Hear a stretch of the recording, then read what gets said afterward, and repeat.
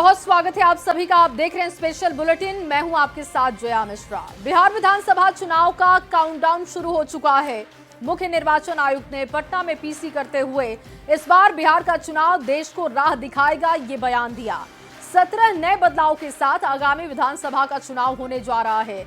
निर्वाचन आयोग ने बिहार के लोगों से चुनाव को छठ महापर्व जैसा मनाने के लिए अपील भी की है। इसके साथ ही प्रेस कॉन्फ्रेंस में और क्या खास बातें हुई, आपको रिपोर्ट में दिखाते हैं।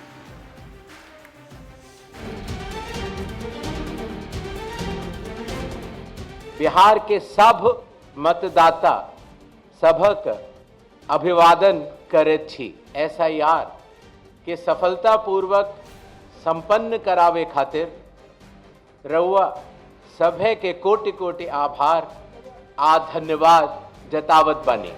निर्वाचन आयोग ने एक बार फिर बिहार के मतदाताओं का दिल जीत लिया। बिहार में विधानसभा चुनाव को लेकर निर्वाचन आयोग ने पटना में एक बड़ी प्रेस कॉन्फ्रेंस की। जिस SIR पर सवाल उठाए जा रहे थे, उसी SIR की बिहार में सफलता के लिए आयोग ने BLO के काम की तारीफ की और सभी मतदाताओं का आभार जताया। निर्वाचन आयोग ने बिहार के लोगों से चुनाव को भी छठ महापर्व की तरह मनाने की अपील की है। बिहार की छठ पूजा जैसे महान लोक पर्व को पूरे उत्साह व आस्था से मनाते हैं, उसी तरह से लोकतंत्र के चुनाव के इस महापर्व को भी उत्सव की तरह मनाएं। अपना भागीदारी पक्का करी, जिम्मेदारी निभाएं, आप वोट जरूर करें। मुख्य निर्वाचन आयुक्त ज्ञानेश कुमार ने कहा कि बिहार आज देश को नई राह दिखा रहा है। 17 नए बदलाव के साथ आगामी विधानसभा चुनाव होने जा रहे हैं। अब मतदान केंद्र पर भी मोबाइल फोन ले जाने की अनुमति होगी। किसी भी बूथ पर 1200 से ज्यादा मतदाता नहीं होंगे। हर बूथ पर 100% वेबकास्टिंग होगी। EVM बैलेट पर प्रत्याशी की रंगीन फोटो होगी ताकि मतदाता आसानी से उन्हें पहचान सके। आजकल मोबाइल कोई नहीं छोड़ना चाहता, तो इसलिए बूथ के कमरे के ठीक बाहर मोबाइल जमा कर अपना वोट देने के बाद ठीक बाहर आएं और अपना मोबाइल ले जाएं। इसलिए चुनाव आयोग ने संयुक्त निर्णय लिया कि अब बिहार से शुरू होकर पूरे देश तक किसी भी मतदान केंद्र में 1200 से ज्यादा वोटर नहीं होंगे, जिससे कि वोट डालने में हमारे मतदाताओं को सुविधा मिले। और अब बिहार से शुरू होकर पूरे देश में जब भी चुनाव होंगे 100% वेबकास्टिंग हर पोलिंग स्टेशन पर की जाएगी। बिहार के चुनाव से शुरू करके पूरे देश में अब सीरियल नंबर का फॉन्ट भी बड़ा होगा और प्रत्याशियों की फोटोग्राफ वो कलर्ड फोटोग्राफ लगाई जाएगी। मुख्य निर्वाचन आयुक्त ने ये भी साफ कर दिया कि आधार कार्ड ना तो जन्मतिथि का प्रमाण है और ना ही नागरिकता का प्रमाण। आधार कार्ड न तो जहां आप रहते हैं उसका प्रमाण होता है और न नागरिकता का प्रमाण होता है। ये सेक्शन 9 आधार एक्ट का इस विषय में स्पष्ट है। बिहार अब इलेक्शन मोड में आ चुका है। बिहार विधानसभा चुनाव का काउंटडाउन शुरू हो गया है। निर्वाचन आयोग ने बिहार विधानसभा चुनाव को लेकर किए गए बदलाव की विस्तार से चर्चा की है। मतदाताओं को सहूलियत हो, इसके लिए हर संभव उपाय किए गए हैं। मुख्य निर्वाचन आयुक्त ने भोजपुरी और मैथिली में संबोधन कर मतदाताओं को गदगद कर दिया। निर्वाचन आयोग ने एक बार फिर साबित कर दिया कि वो सिर्फ और सिर्फ अपने मतदाताओं के साथ खड़ी है। न्यूज़ 18 के लिए पटना से संवाददाता रजनीश कुमार की रिपोर्ट। तो बिहार में कभी भी चुनाव का ऐलान हो सकता है और इस बीच एनडीए में सीट शेयरिंग को लेकर हलचल तेज है। बिहार बीजेपी के चुनाव प्रभारी धर्मेंद्र प्रधान ने ललन सिंह, जीतन राम मांझी और उपेंद्र कुशवाहा से मुलाकात की। मुलाकात में सीट शेयरिंग पर मंथन किया गया। देखिए ये रिपोर्ट।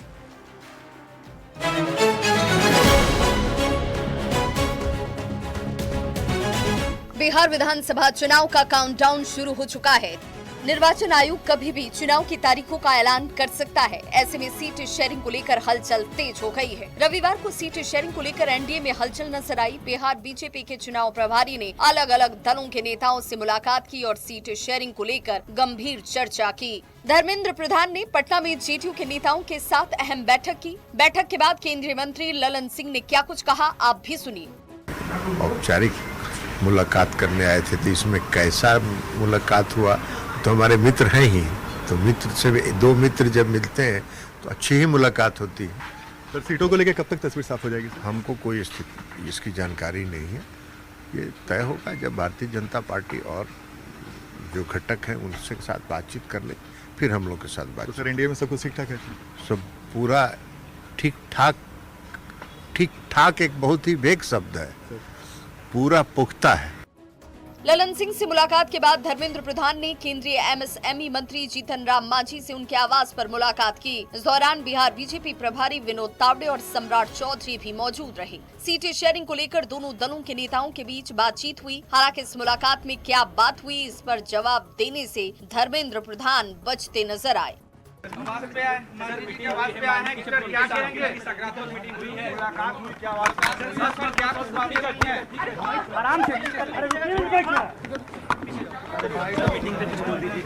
क्या बात हुई?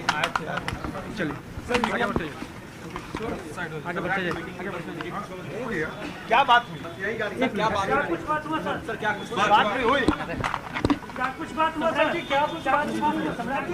हालांकि इस मुलाकात के बाद जीतन राम मांझी ने कहा कि हमने सीट बंटवारे के बारे में बातचीत की है और जल्द ही सीटों का बंटवारा भी हो जाएगा। एनडीए में ऑल इज वेल है। अब क्या बात की थी, आपसे थोड़े बात करनी है। बात की सिलसिला चली है सीटों के संबंध में और बहुत जल्दी ही सीटों का बंटवारा हो जाएगा। ऑल इज वेल है सर। ऑल बिहार बीजेपी के चुनाव प्रभारी धर्मेंद्र प्रधान की तीसरी मुलाकात उपेंद्र कुशवाहा से हुई। दोनों नेताओं के बीच करीब आधे घंटे तक बातचीत हुई और सीट शेयरिंग पर मंथन हुआ। सूत्र बताते हैं कि बीजेपी और उपेंद्र कुशवाहा के बीच बात बन गई है। बिहार में विधानसभा चुनाव की तारीखों के ऐलान कभी भी हो सकते हैं और ऐसे में सीट शेयरिंग को लेकर एनडीए में सियासी हलचल इस वक्त सबसे तेज है। सीटें शेयरिंग को लेकर धर्मेंद्र प्रधान की तीनों नेताओं से मुलाकात को इस लिहाज से बेहद महत्वपूर्ण माना जा रहा है। न्यूज़ 18 के लिए पटना से आनंद अमृतराज की रिपोर्ट। और वहीं सीएम नीतीश कुमार ने बिहार को बड़ी सौगात दी है। सीएम नीतीश ने राजगीर में अंतर्राष्ट्रीय क्रिकेट स्टेडियम का उद्घाटन किया। सीएम नीतीश कुमार ने कहा कि बिहार में विकास का नया अध्याय शुरू हो गया है।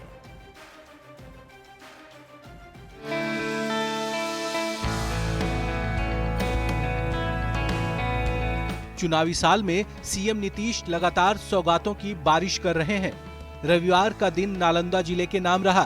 सीएम नीतीश ने राजगीर में निर्मित अंतर्राष्ट्रीय क्रिकेट स्टेडियम का उद्घाटन कर दिया। चुनाव से महज कुछ दिन पहले नीतीश कुमार नालंदा के राजगीर में खेल प्रेमियों को बड़ी सौगात दी। मुख्यमंत्री नीतीश कुमार करोड़ों रुपए की लागत से बने अंतर्राष्ट्रीय क्रिकेट स्टेडियम राजगीर का लोकार्पण कर खेल प्रेमियों को बड़ा तोहफा दिया। ये स्टेडियम पर्यटन नगरी राजगीर के लिए नए युग की शुरुआत का प्रतीक माना जा रहा है और अंतर्राष्ट्रीय स्तर का स्टेडियम ये बना है। इस तरह का स्टेडियम देश लेवल पे हमको लगता है कि कहीं पे है, एक आध अगर हो जाए तो हो जाए। ये बिहार के लिए आज बहुत खुशी का दिन है। इतना बड़ा स्टेडियम खास करके यहाँ के युवाओं को मिला है। हम सब पूरे बिहारवासी गौरवान्वित है कि हमारे बिहार में भी राष्ट्रीय अंतर्राष्ट्रीय स्तर के खेल होंगे और इसके लिए माननीय नीतीश कुमार जी जो हमारे मुख्यमंत्री हैं, हम उनको धन्यवाद देना। अंतर्राष्ट्रीय क्रिकेट स्टेडियम के उद्घाटन के बाद सीएम नीतीश ने एनडीए कार्यकर्ता संवाद सम्मेलन में हिस्सा लिया। सीएम नीतीश कुमार ने कहा कि बिहार में विकास का नया अध्याय शुरू हो चुका है। इन दिनों काम को और आगे बढ़ाया जा रहा है। आगे बिहार में और ज्यादा काम होगा। बिहार बहुत आगे बढ़ेगा और केंद्र का सहयोग है। आप जान लीजिए बहुत आगे विस्तृत होगा। आप जान लीजिए अब इतना विस्तृत होगा और इतना बड़ा होगा कि देश भर का कुछ विस्तृत राज्य है, उसी तरह से यह भी बहुत ज्यादा विस्तृत राज्य होगा। अब जरा राजगीर इंटरनेशनल क्रिकेट स्टेडियम की विशेषताओं को भी जान लीजिए। ये बिहार में देश का दूसरा सबसे बड़ा क्रिकेट स्टेडियम है। यहाँ एक साथ 40,000 दर्शकों के बैठने की क्षमता है। 1121 करोड़ की लागत से 90 एकड़ में राजगीर क्रिकेट स्टेडियम बना है। देश के सबसे यूनिक स्टेडियमों में शामिल राजगीर क्रिकेट स्टेडियम आईसीसी और बीसीसीआई के मानकों पर पूरी तरह से खरा है। 7 साल में दूसरा सबसे बड़ा स्टेडियम बनकर तैयार हुआ है। 12 अक्टूबर 2018 को ही स्टेडियम की आधारशिला रखी गई थी। स्टेडियम आधुनिक dressing room, gym, practice net से लैस है। राजगीर में अंतर्राष्ट्रीय क्रिकेट स्टेडियम का उद्घाटन कर सीएम नीतीश ने बिहार को बड़ी सौगात दी है। सीएम नीतीश ने विश्व के मानचित्र पर बिहार का नाम दर्ज करा दिया है। न्यूज़ 18 के लिए नालंदा से अभिषेक कुमार की रिपोर्ट। और वहीं बिहार की राजधानी पटना के लोगों का लंबा इंतजार अब खत्म होने जा रहा है। दिवाली, छठ और विधानसभा चुनाव से पहले पटना वासियों को एक बड़ी सौगात मिलने जा रही है। कल यानी कि 6 अक्टूबर का दिन बिहार के इतिहास में दर्ज होने वाला है, जब मुख्यमंत्री नीतीश कुमार पटना मेट्रो को हरी झंडी दिखाएंगे।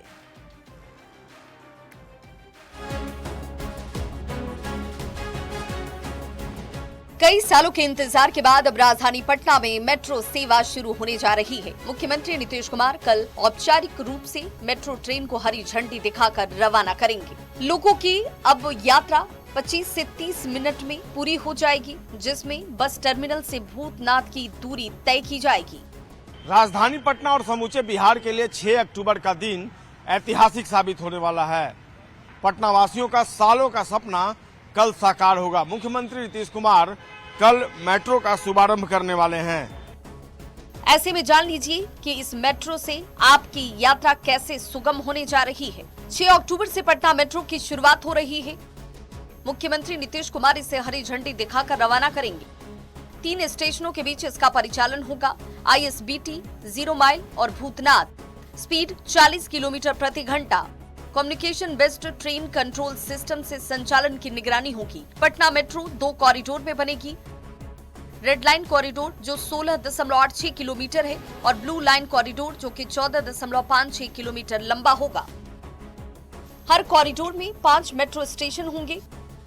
रामचक बैरिया में 76 एकड़ में ISBT का मेट्रो डिपो होगा। यहाँ 2500 किलोवाट का सब स्टेशन भी तैयार है। मेट्रो कोच के डिजाइन में भी बिहार की परंपरा और कला की झलक आपको नजर आएगी। कोचों को मधुबनी पेंटिंग से सजाया गया है। मेट्रो शुरू होने से लोगों को जाम से निजात मिलेगी, यात्रा में समय की बचत होगी। नीतीश कुमार बेली रोड पर मेट्रो के भूमिगत निर्माण कार्य की नींव भी इस दौरान रखेंगे। CMRS यानी मेट्रो रेल सेफ्टी कमिश्नर ने ट्रायल और तकनीकी जाँच पूरी करने के बाद सुरक्षा प्रमाण पत्र जारी किया, जिसके बाद कल से आम लोग पटना मेट्रो में सफर का आनंद उठा पाएंगे। कल जब पहली मेट्रो पटरी पर दौड़ेगी तो न केवल एक ट्रेन होगी, बल्कि यह पटना के बदलते स्वरूप और आधुनिकता की ओर बढ़ते कदम की प्रतीक बनेगी। तो निश्चित तौर पर कल का दिन ऐतिहासिक साबित होने वाला है, जब मुख्यमंत्री नीतीश कुमार मेट्रो का शुभारंभ करने वाले हैं। तो कल से बिहार की राजधानी पटना मेट्रो की नई रफ्तार से दौड़ेगी। राजधानी के लोगों के लिए ये सिर्फ एक प्रोजेक्ट नहीं, बल्कि एक सपने के साकार होने जैसा है। न्यूज़ 18 के लिए पटना से संजय कुमार की रिपोर्ट। और वहीं बिहार चुनाव की घोषणा से पहले निर्वाचन आयोग ने बिहार के तमाम दलों के साथ बैठक कर चुनाव पर चर्चा की, जिसमें बीजेपी ने बूथ पर बुर्का में वोट देने पर प्रतिबंध लगाने की मांग उठाई। बीजेपी की इस डिमांड पर सियासत तेज हो चुकी है। बिहार चुनाव से पहले बीजेपी ने चुनाव को पारदर्शी बनाने के लिए निर्वाचन आयोग से बड़ी मांग रखी है। बीजेपी ने बुर्का पहनकर वोट डालने आने वाली महिलाओं के चेहरे का मिलान वोटर ID से करने की मांग उठाई है, जिसे लेकर अब बिहार की सियासत में एक नई बहस शुरू हो गई है। उनको जो है पूरा सुरक्षा प्रदान किया जाए और जो पर्दा नशीन औरतें हैं उनका भी महिलाओं के द्वारा वोटर कार्ड के माध्यम से चेहरे का मिलान जरूर कराया जाए, जिससे क्या कि जेन्युइन वोटर को वोट डालने का अधिकार मिल सके। बीजेपी का तर्क है कि इससे चुनाव में फर्जी मतदाताओं की पहचान होगी, क्योंकि पहले भी इसी तरह से फर्जी वोट डालने की घटना सामने आ चुकी है। वहीं जेडीयू ने भी बीजेपी की इस मांग का समर्थन किया। यह तो सर्वविदित है कि मतदान के दौरान देश के कई भागों में बुर्का पहने महिला वोटर को पकड़ा गया था। पूर्व के उदाहरण को देखते हुए बुर्का पहने महिला वोटरों की पहचान करने की भाजपा की मांग समय का तकाजा है। हर मतदाता की पहचान सुनिश्चित करना ये चुनाव आयोग की जिम्मेदारी है, लेकिन साथ ही मतदाताओं की आस्था और मर्यादा का सम्मान करना भी उतना ही जरूरी है। वहीं बीजेपी की मांग पर कांग्रेस तंज कसते हुए कह रही है कि इस तरह की राजनीति करना बीजेपी की आदत है, ताकि वोटरों का ध्रुवीकरण हो सके। साथ ही आरजेडी ने भी बीजेपी की मांग पर सवाल खड़े किए। देखिए, हर पार्टी को अपना अपना सुझाव देना था, सभी ने अपनी अपनी बातों को रखा। भारतीय जनता पार्टी अपने डीएनए के अनुसार अपनी बातों को रख दी है। जब तक वो इस तरह की बातें नहीं करेंगे, उनको रात में नींद नहीं आएगा। भारतीय जनता पार्टी को इस बार चुनाव में इस बात का डर है कि बिहार की जनता, बिहार की महिलाएं, बिहार के आम आवाम डबल इंजन सरकार को पूरी तरह से नकार चुकी है। बिहार में विधानसभा चुनाव से पहले बयानबाजियों का दौर जारी है और इस बीच भारतीय जनता पार्टी ने निर्वाचन आयोग से बुर्काधारी महिलाओं की पहचान को लेकर मांग की है, जिसने बिहार की सियासत को और गर्मा दिया है। न्यूज़ 18 के लिए पटना से संजय कुमार की रिपोर्ट। और वहीं बिहार में सियासी वार पलटवार का दौर जारी है। जब कांग्रेस ने बिहार की एनडीए सरकार से 20 साल के काम का हिसाब मांगा, तो केंद्रीय मंत्री गिरिराज सिंह ने लालू परिवार से लेकर कांग्रेस सबको लपेटे में ले लिया। सियासी वार पलटवार पर यह खास रिपोर्ट आपको दिखाते हैं।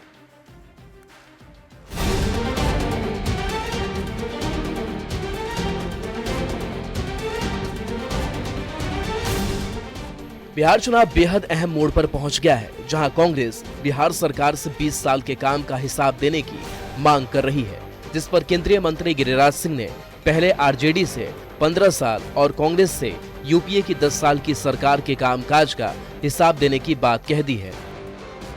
यूपीए सरकार के केंद्र में 10 साल का वो हिसाब दे और जनता को हम 11 साल का हिसाब।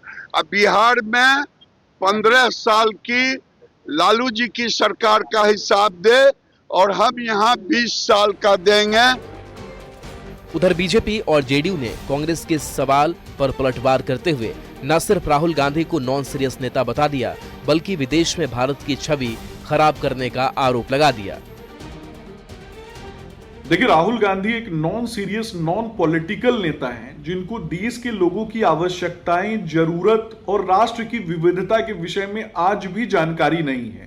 He is non serious, non political leader, जिनको ऐसा लगता है कि पूरा देश आज भी उनके परिवार की जागीर है। आपको देश और बिहार की जनता नॉन सीरियस लीडर समझती है, क्योंकि गिरिराज सिंह जी ने ठीक ही कहा है कि आप तो हर 10 दिन में विदेश चले जाते हैं, आपको तो विदेश का ही चुनाव लड़ लेना चाहिए। आप जैसे गैर जिम्मेदार विपक्ष के नेता इस देश के लिए दुर्भाग्य है। वहीं गिरिराज सिंह के बयान पर कांग्रेस ने उनसे उनके विभाग के कामकाज का हिसाब मांगते हुए कहा कि वो सिर्फ ऐसी बयानबाजी करने के लिए मंत्री बने हैं। मैंने गिरिराज सिंह जी से एक प्रश्न पूछा था कि आप केंद्र सरकार में इतने लंबे अरसे से मंत्री हैं, आप बताइए कि आपके विभाग से बिहार को आज तक क्या मिला। उनका जवाब नहीं आया, क्योंकि कुछ मिला ही नहीं। जैसे जैसे बिहार चुनाव नजदीक आता जाएगा, ये बयानबाजी और आरोप प्रत्यारोप का दौर भी तेज हो जाएगा। ऐसे में जनता किसके काम पर भरोसा जताती है, ये चुनावी नतीजे से साफ हो जाएगा। पटना से न्यूज़ 18 के लिए संजय कुमार की रिपोर्ट। और चलिए इसी रिपोर्ट के साथ इस बुलेटिन में बस इतना ही। आप बने रहिए न्यूज़ 18 बिहार झारखंड के साथ।